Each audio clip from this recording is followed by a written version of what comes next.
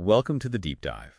Today, we're tackling something really important if you're building data pipelines. That's the evolution of data flows in Microsoft Fabric.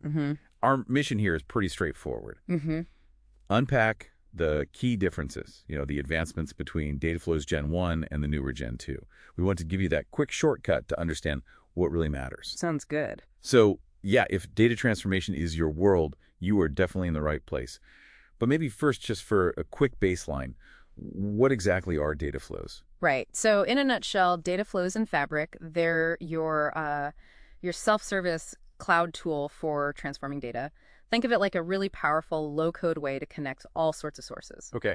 Then you transform and clean that data up using Power Query, which lots of people already know. Right, the familiar Power Query. Exactly. And then you load it where it needs to go. So essentially, yeah, prepping your data for analysis, maybe reporting, even ML. Got it.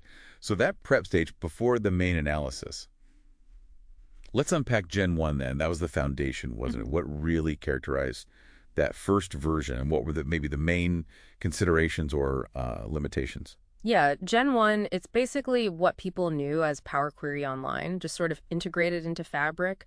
Its big plus was definitely how easy it was to use. That Power Query interface is, well, it's comfortable for a lot of users, and you could connect to tons of sources, do some pretty complex transformations. The main sticking point, though, was the output, where the data landed. Okay. It mostly went to Dataverse or Azure Data Lake storage, specifically into that common data model folder structure, which worked, but it wasn't always perfectly integrated with everything else in Fabric. Sometimes needed another step. Right, not quite seamless.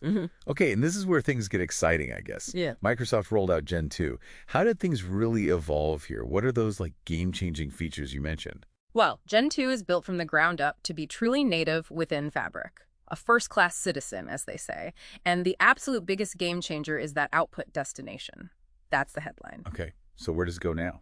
Now, you can load your transformed data directly into a Fabric Lakehouse or a data warehouse or even a KQL database right inside Fabric. Wow, okay. Lakehouse, warehouse, KQL. Yeah, and this is huge because your clean data is immediately ready for SQL queries, for Power BI, for Spark, for whatever. It's all in one place. You don't need that extra step of moving data after transforming it. That sounds like it cuts out a major step, maybe even a whole separate process for some people. Exactly. Think about those overnight jobs just to get data from a lake into a warehouse. Gen 2 helps eliminate a lot of that. You can get much closer to real-time reporting. Data that's minutes old, not hours or days. Okay, that direct loading is massive. What else is sort of under the hood with Gen 2? Any performance boosts? Definitely. Gen 2 brings in staging data. It uses Fabric's own compute engine to really boost performance. It's especially noticeable with, really large data sets. Think superhighway versus a gravel road. Right. The compute engine itself is just optimized for scale and speed. So faster refreshes overall, plus you get better monitoring and, like we said, much, much tighter integration. It just feels like part of Fabric. Okay, so let's try and summarize this. If you boil it down, what are those absolute key differences? The things that make Gen 2 the upgrade? And what are the main benefits for you listening? Okay, 4 main things, really. First, output destination. That's the big one. Gen 1 goes to Dataverse ADLS. Gen 2 goes directly into Fabric Lakehouse, Warehouse, or KQL. Direct loading, number 1. Got it. Second, compute. Gen 1 used the general Power Query Online engine. Gen 2 uses Fabric's optimized compute. Faster. Okay, better engine. Third, integration. Gen 2 is just way more deeply embedded in Fabric, feels seamless. Tighter integration. Makes sense. And fourth, staging. That enhanced staging helps performance, especially at scale. Right. So the benefits for the user seem pretty clear then. Yeah, definitely. Better performance, scales better, much simpler data architecture, fewer tools, fewer steps.